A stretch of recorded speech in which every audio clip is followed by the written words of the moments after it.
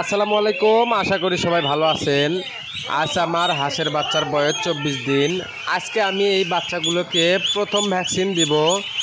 প্রথম ভ্যাকসিন মূলত ডাক প্লেগ 24 দিন বয়সে এবং দ্বিতীয় ভ্যাকসিন 45 দিন বয়সে আপনারা দিবেন।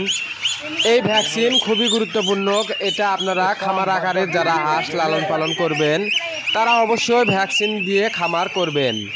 ভ্যাকসিন ছাড়া হাঁস লালন পালন করলে যে কোনো সময় ক্ষতিগ্রস্তর মধ্যে পড়বেন। আমার এখানে হাঁস আছে 346 পিস। এখানে ডাক্তার 4টি অ্যাম্পল 400 গ্রাম পানিতে মিশিয়ে নিছে। প্রত্যেকটি হাঁসকে 1 সিসি করে ইঞ্জেকশন ব্যবহার করতেছে। এই ডাক্তার মূলত বগুড়া প্রাণী সম্পদ অফিসের ভ্যাকসিন বিশেষজ্ঞ ডাক্তার। এই বিশেষজ্ঞ ডাক্তারকে দিয়ে ভ্যাকসিন দিলে হাঁসের বাচ্চার কোনো সমস্যা হয় না। তিনি কিন্তু ইঞ্জেকশন না দিয়ে মেশিন দিয়ে ভ্যাকসিন দিচ্ছে। তো আপনারা ইঞ্জেকশন দিয়ে নয়, মেশিন দিয়ে হাঁসকে ভ্যাকসিন দিলে হাঁস সুস্থ থাকবে। তো আজকের ভিডিওটি এই পর্যন্তই। ধন্যবাদ সবাইকে। সুস্থ থাকুন, ভালো থাকুন।